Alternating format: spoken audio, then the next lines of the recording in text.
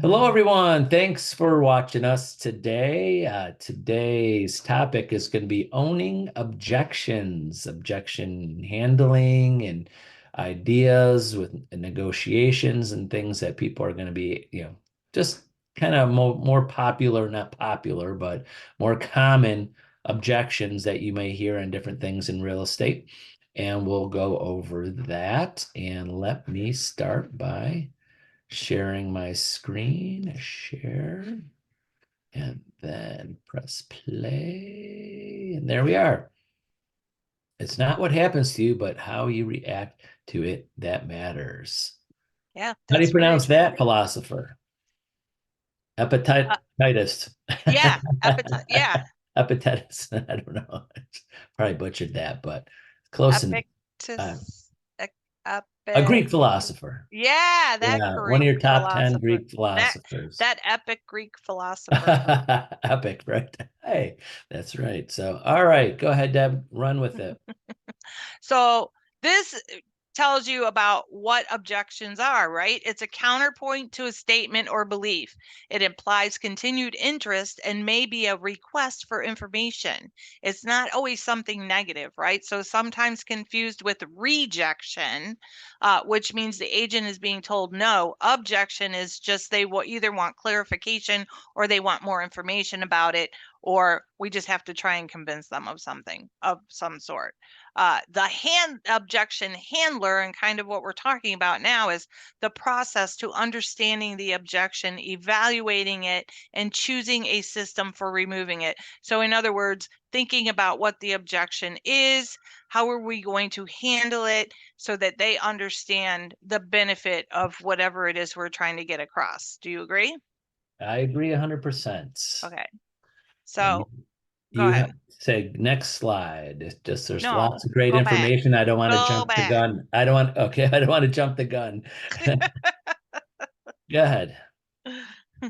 So there's flight and there's fight. Okay. So when you're a flight person, you avoid situations that could be confrontational, right? Or we just ignore or accept whatever it is that they say when they're objecting to it. The fight is becoming defensive about it. And so you bluster through or you respond with aggressive words. These are things that we want to not do. All right. Those are obstacles. So the object of this today is to try and get you to be on the positive with people and try to explain things so they understand. Because everyone is going to object to something somehow, some way in their lifetime. And it doesn't just necessarily have to be with real estate, it could be anywhere, right? But that is also part of the negotiation uh, that we have to do when we're working in real estate with between buyers and sellers and listing agents and buyers agents and even with lenders and title companies and everything, right? We're the person, we're the middleman that has to talk to everybody for everybody else. So we have to try and keep everything at the keel to where we're not fighting with people and they're not becoming defensive and stuff. It's by nature. I know, and you know, Tony, sometimes when people are saying things to me, I get defensive about it too. And you have to like stop and think about what are they actually saying? Are they criticizing you or are they trying to help you? So, Yep, it's just a long process of trying to, different personalities and how people say things. yeah, But that's a good way to put it. Exactly. Okay, now uh, you can go to the next. now, there we go. Yeah. So how are we going to do that? We're going to eliminate the head trash. I've talked about this before because this is when we're in our head and we're thinking things that aren't true, right? We're insinuating in our mind, well, uh, they don't like me or they don't understand that I'm worth 6%. I threw that in there because we're talking about the compensation these days and stuff. And then you immediately say to yourself, this is how you counteract it, right? But that's not true. It doesn't have anything to do whether they like you or not, right? What Exactly. is really true is they don't understand the process, so we have to explain it to them. If they don't think that you're worth 6%, it's not that it's not true, it's just they don't understand why we ask for what we ask for, right?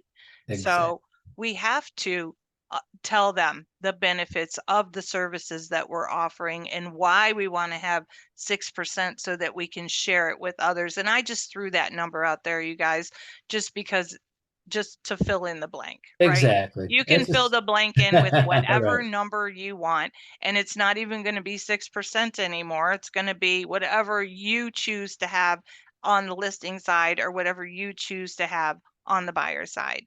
Um, but it's the whole point is that they're not saying that you're not worth it as a person. They're Ex- saying, I don't understand, why do you charge this much money? And so we have to explain it to them. Or Right. I don't understand, why do I have to work with you to list my house? What's benefit for you versus working with a Keller or working with a Remax or working with an Ohio Broker Direct? What difference does it make who I go to as a brokerage to list my house? Explain this to me.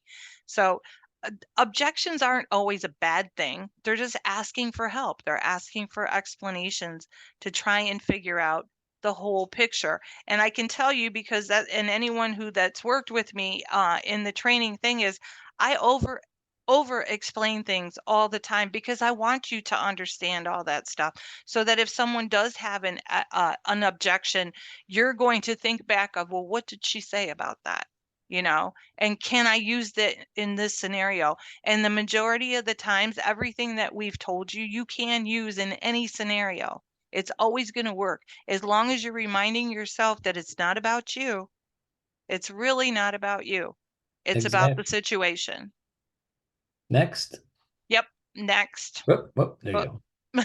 that's okay. A little too So, far. kind of what I was talking about, from stumbling to owning, right? So, get rid of the flight response and learn to refrain. So, learn to explain things, learn to take a step back, think about what they're actually saying. And that's all the listening that we have to do so that we can try and put them on the right track.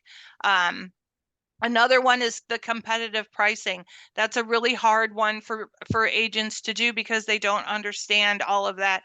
So if you're tracking pricing trends, you can explain it to your clients by having proof. Statistics are all proof, right? It's already there. Same with if a buyer wants to lowball on a property, right? If you know your list to sale ratios, you can show them, this is what the listing price was, this is what the sold price was.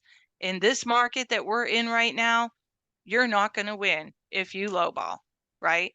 So Exactly. that was years ago. We'll get back into the low ball again because we always ebb and Someday. flow. But, and that's my brain. I want the best deal on everything, right? So I'm always thinking about, is it really worth that? Or Right. can we get under that number? If you're in a multiple offer situation, you cannot get under that number because you'll just knock yourself right out. So, how do we do that? We practice, right? You're going to practice with other people. You're going to practice in front of a mirror. You're going to record yourself on your phone so you can see what you're saying. Use your dog or your cat or whatever it takes. Right. Just don't practice with your clients. Practice with other Right. people That's first, right. right? Use the scripts that are available to you. Century 21 agents, there are a ton of them in the university. I have a ton of them at your disposal. All you have to do is ask them for me. And same with Tony, he has them too. The next thing I want to do right now is going to be kind of a little fun thing. We're going to Next. put Tony on the spot, and this is just going to be off the cuff because I Sure. really haven't even thought about anything. But I do know that there are a lot of people that call and say, well, what am I supposed to say about this situation? So we're going to do a little bit of a role play on a couple scenarios so we can try and help you figure out the words to say. Sure. Go ahead. I Okay. love that. So, the first suggestion is going to be on, if you are meeting with a buyer and you want the buyer to work with you. I'm the buyer. So, Mhm. you're the buyer's agent. So, why should I work with you? Sure. Well, I could hopefully at that time I have my buyer presentation with me because I know I'm going to talk to a buyer that goes over all that, like a listing presentation. But bottom line, like the elevator pitch, I like to say this to anybody is like, why would I use you buyer's agent? One, my experience. Two, my negotiating skills. Three, my time is that I only accept now. accept a certain number of clients or VIP clients for buyers because there's only one of me. So we have to make sure it's a mutual agreement that you want to accept my services and I want to accept you as a client. So making them feel special, like you don't take everybody because there's only one of you, so you can't seem desperate. You got to say, yeah, well, we'll interview you. I'll let you know what I'm all about, and I will let you let me know what your goals are and make sure I could handle those. Next is just most importantly is how I work with other agents, Mr. and Mrs. Buyer. It's very important in a competitive market that I have been in the business X amount of years, I have this many sales. My office, if you're not newer in the business, hey, Mr. and Mrs. Buyer, my office has been in this market for over 25 years and have sold thousands of homes each year. We have great relationships with a lot of other agents. They like working with our office. You got to make sure you're working with a company and an agent as a buyer that is going to be acceptable to those sellers and those sellers agents because they are might pick your offer over someone else because of the agent that you're working with and my relationship with other agents. So those are some of the things. I never talk money because that's not the point. That's when you're about to sign the document. So not to go in too long because I know we got some slides here, but some agents, and I'm one of those agents, believe that you only when the people say I want to do business with you, then I will tell you the cost because the cost is not the most important thing. Do you want like what you hear? And then I will go over the costs with you. Same with when you listing presentation. Some people say you never go into what your commission is until they're ready to sign the listing agreement because you should be dazzling them with everything that you're going to do for them and that they want to hire you so much that they don't care about the commission within reason. I mean, you're within a market commission, so to say. Said, so someone says to you, well, hey, well, what do you charge? I said, well, I charge a very competitive rate for my services. What we'll go over that when you let me know if you want to do business with me and we want to do business together because then sometimes sorry, I'll go keep going. Some people say, well, I want to know what you charge. Well, I we don't know yet. I got to interview you, go over what your things, how long it will take you to find a house, what I think, how much effort and time and consideration I'll be put into it affects my rate with you. And also, to be honest with you, I don't want you to compare costs. That's not how you compare an agent.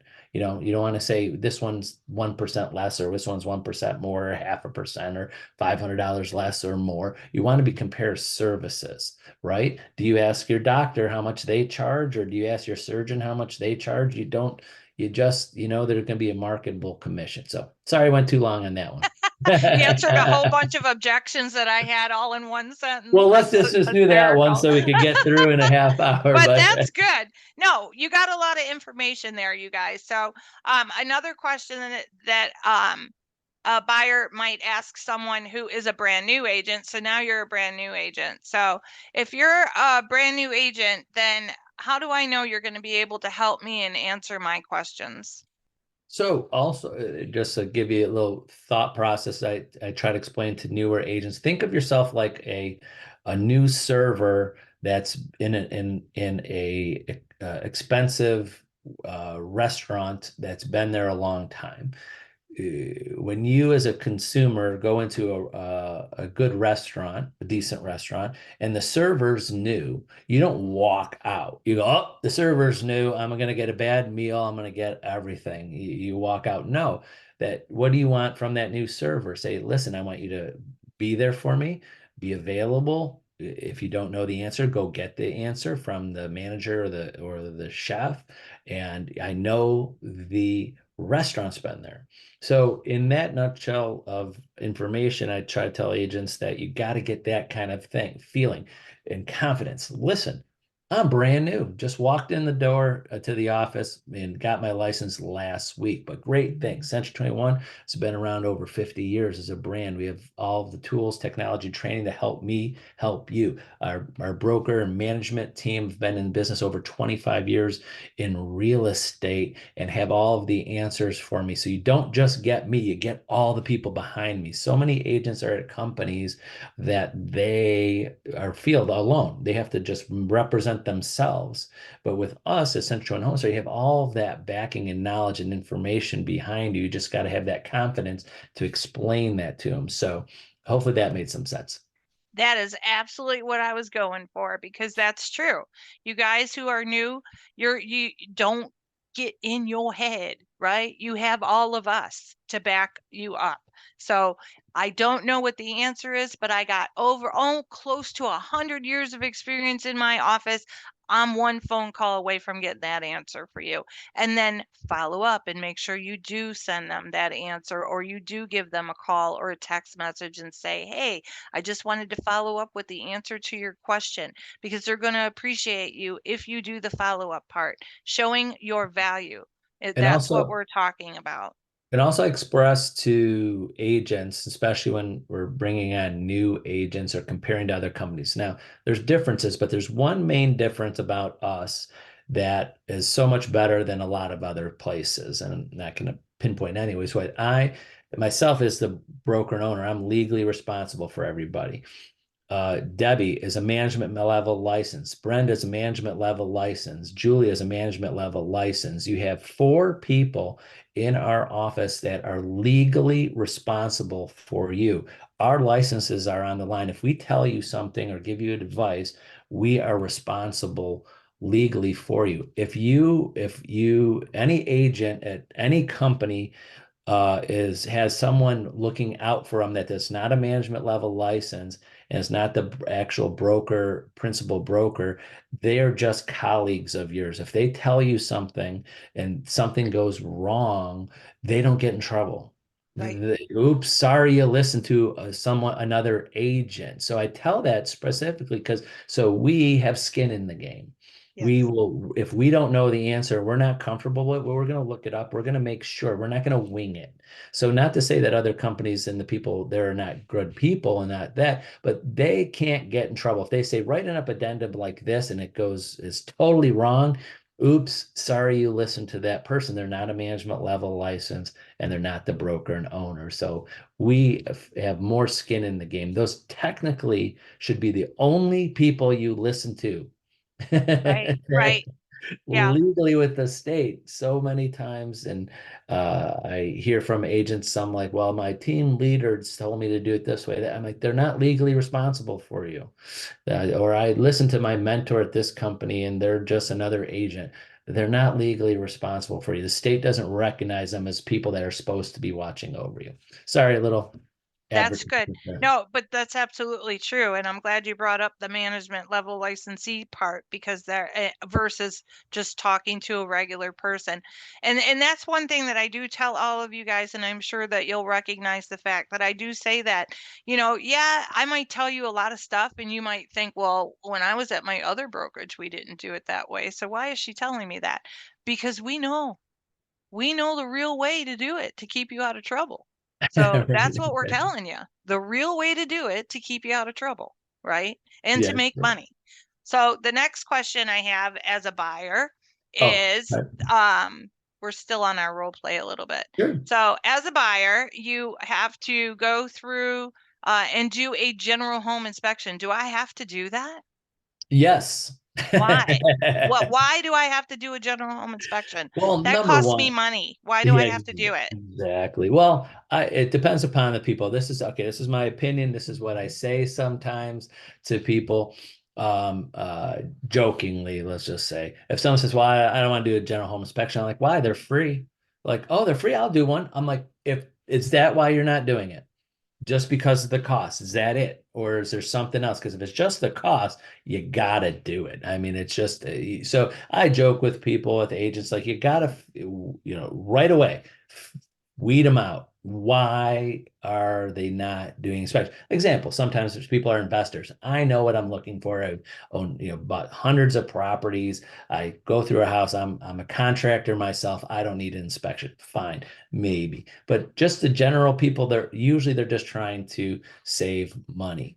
that is I say the general home inspection is so important, not to find just defects, to give you ideas on what things you see. Like an example, you go in there and they see the furnace is working fine and the AC is fine, but they might be past their life expectancy. And so you could prepare, hey, you're probably going to have an expense, or this roof this is, 2 layers of roof and it's 15 years old, and there's some this or that in the air over here. You're going to probably need to replace the roof soon. We don't know these things, and just because there's no problem now, so it's just maintenance things telling you gutters and light bulbs and GFCI, and if there signs of maybe older home might be asbestos somewhere. So you always, this is the most expensive thing. There's a reason why you should have an inspection on there. And then also some people or buyers today are worried about their offer. Now that's because it's multiple offer situations. There's ways, not to go into a half hour about that. There's ways that we could word the contract to explain to the listing agent that, hey, this is for informational purposes only. They just want to make sure it's no major things like the roof is about to fall in or something like that. So you're not going to nitpick them on $100 here, $200 there, because that's what some sellers are worried about. Oh, they're going to get an inspection and nitpick. So there's ways around that too. So hopefully that helped. Yeah. Now, what about if they come back with, well, you kind of covered the things that are in the inspection report, but it also comes down to you guys explaining to your buyers that, just because it's listed on here doesn't mean that it's going to break it. He has to list every single thing that he sees, the inspector does, right? So if it's things that you're going to be maintaining the house with anyhow, then you shouldn't probably be asking for those things to be fixed, because it's an easy fix. You know, you can Right. tighten that handrail, And you can do that, you can do that. It's not a deal breaker, right? So go right. after those major critical bright red things in the inspection report. Look at those things. Those could possibly be deal breakers, and that's stuff that you have to educate your clients about too. So the way that you are talking to them again goes on with how, if you're going to have objections or if you're not going to have objections at that point. Exactly. And there's good ways and to say things to people that explain that this is the shortest thing I could say to a buyer is that, listen, the inspector, his job is to find things, not that critical, not always critical things, just any little thing that might be a little, tighten this screw, little paint that needs to be done here, that stuff. There's all stuff. You're going to get a report. There's no one that's going to get a report that says nothing. Well, it's perfect. No Not one even new does construction. that. Oh, yeah, if you talk to some listing agent or some inspectors, they'll say some of their new construction houses are worse than other houses. So, and then next thing, I mean, just this is just my opinion, is that when you get an inspection back, now I'm going to inspections, is that's part of your value as an agent negotiating if things need to be done, or credits to the buyer or seller doing repairs.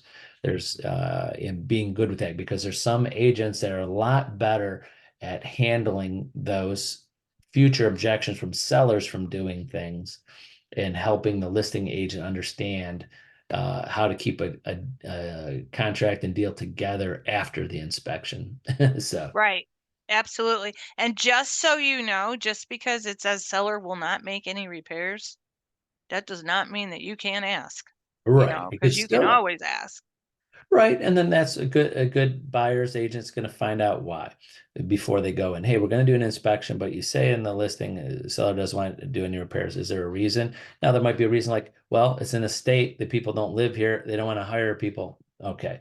It's an elderly person that's there. They don't want people in and out of their house that they don't know. And they're just that. If there's reasons behind, if my seller's just cheap, don't want stuff. You got to do a little research as part of Yeah. your value as a buyer's agent to find these things out. So, Right. And all right, communicating between agents is how you do that, right? right. So, Are we ready okay. for next slide yet? Or let's do a little bit with the listing side. Sure. So, of course, I skipped over the fact that you have to have a buyer's agency agreement and the objections of the compensation there because that's a whole different ball game. But Right. um, we'll help you with that. All you have to do is call. We can talk you all Of through that course. stuff and everything. So on the listing side, you might be trying to get a listing with someone and they say something like, well, I'm interviewing a whole bunch of agents. So if you want to get on the list, then I'll interview you too and see if I want to work with you kind of thing. So how would you present yourself, Tony, to get on that list and be the top person? Sure, no, basically on a listing side of things, you have your listing presentation and just being very good at explaining all the values and the things that you're going to do above and beyond the things that any other agent would do. You got to show what other things that you're going to do. Now, again, at the end, you could decide if you want to tell them what you charge or give them a range of, sometimes charge this, sometimes I charge that. This is the range, depends upon how long it sells, how much marketing I got to do, how many open houses I have to do. It's not today a lot of people are looking at service and costs and also not being the cheapest you know so there's other things that you can do, and I want to give out the secret sauce of all Century 21 things that you Right, can put to show doubt in the abilities of other companies because of things that we're better at. Number one, we're a large global brand. Number one, more agents and more potential buyers without even, we don't know, but I know for a fact that a company that's not a large global brand, we have more online marketing for our listings than someone that's not a large global brand. It's just part of it. Just example, if you're part of Century 21 on our websites, our agent websites are all of our listings. We know for a fact they're all on there. And so if someone in another state or country connects with the Century 21 listings that we have, it's all over the world. So that's just one thing. So you got to be very good at your listing presentation so to push yourself ahead and put doubt on the ability of your competitors. okay. I would also pinpoint the time of when you want to speak to the person and give them a time of either how's Thursday at 5 or Saturday at 10 so that they can't just say, well, I'll call you later. Anybody that tells you they're going to call you later, you want to be calling them. And it doesn't matter if it's a buyer or a seller, you want to reach out to them first. Okay. Don't wait for people to call you because they won't call you. Someone else is going to call them ahead of time. Okay, so what if you have a seller and you're going through your listing presentation and they say, okay, I guess I'll work with you. And you had already looked up the fact that their property is located in Cleveland Heights and you bring up the point of sale with the seller and you tell them that they have to have a point of sale inspection and they really should get that scheduled during the listing. And I'm the seller and I'm like, well, I don't understand that. What the heck is a point of sale and why do I have to do that? Sure. No, basically it's a little simple explanation. Basically, the good news is it's not, you don't have to blame yourself or anybody else. It's a city. It's a city requirement. All sellers have to get a point of sale inspection and have to address certain things, sometimes before closing, sometimes can be accepted by the buyer after closing, but we got to know what those things are as soon as possible. So ultimately we'd love to have it done before we list the property because we're going to get the most exposure right when that happens. We might get a buyer day one and we don't know what kind of schedule the city is on. If all of a sudden we get a buyer today and find out we're 2 3 weeks out before having a point of sale inspection from the city, it might lose a buyer over it because they're looking at another house. So it's very important. It's something that has to be done by the city and we got to address it. And if they ask any questions, I can address those questions there. Do I have to do the repairs? Not always, but we don't know. What things can't do I have to do or can't be given to the buyer? Well, then you call the city building department and they might be able to give you a list, just general list of things, health related things that more important, safety They might have that. But again, the bottom line is not until that inspection is done. So my pet peeve is, and I'm not saying, I'm not sure all of our agents do it, is listing a property before the point of sale inspection is done. I think all properties should have the point of sale inspection done before and right before, not 3 months before, because it expires. Right. So, Yeah, I agree with that too. And that was one of the reasons why I wanted to bring it up is because it's something that has to be done. So getting the seller to do it as soon as possible when you know that you're going to be selling your house within the next week or so, so that it's fresh and we know exactly what they're asking for. And then you know what you're in for, you guys. So you're going to know what the buyer's going to be in for. You're going to know if you have it priced accordingly or not. Because if you have it priced too high and there's a lot of things that have to be fixed on that, maybe it's priced in the right zone if there were no violations, right? But if right. it comes back with a huge list of violations, now you're pushed yourself too high and people will look at it that way. So it's also knowing those things that are going to help you with your price point when you're talking to your seller about what they should list it at. Well, if you don't want to make any of these or you can't make any of these, then we need to adjust things so that it's shows that we're aware of it Exactly. and stuff. So I know we could go on all day talking about all this stuff, but we're not going to do that. The bottom line is that objections are not a bad thing. They are actually an opportunity for you to show your competence. And when you own them, you stand out from the rest. So if you're running away and hiding because you don't know how to deal with confrontation, then that other person who can stand up and answer those questions, even if they don't give the full answer because they don't know it at that time, is the one that's going to win out in that point. Um, Exactly. so the next one should have some best practices on it, I believe. Yep. Yeah. So demonstrate your competence, save time, only address the issues as necessary. Don't create issues where there are none. So don't bring up scenarios that aren't even there because that will just confuse Right. people. They I won't always understand it. Go I ahead. know when agents ask me questions like, well, what if, what if, what if, what if? And I always say, cross that bridge when you come to it. You Yes. don't just, there's certain things that you don't have to keep going over scenarios that could happen that might not happen on that. So just cross that bridge when you come to it. Right. And one of the biggest ones I can think of right now that everybody asks over and over and over again, and they're all worried about is what if it doesn't appraise? What if it doesn't? Yeah.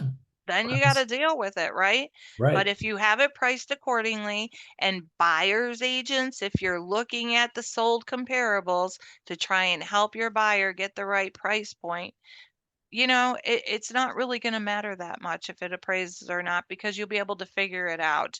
Right. It's people who are have it listed way too high or they have added way too much money onto the list point to try and get the property away from someone else. Those are the ones that are really going to run into trouble with it appraising. Someone who is trying to add 3% for their compensation onto the price of the house over above whatever your offer was originally going to be and such like that. If you've done your homework and you know where your price points are according to the market with your highs and your lows and your mediums, then appraisal isn't going to affect that. It's Right. 3%. It's not going to affect that unless you are at the total high point to begin with.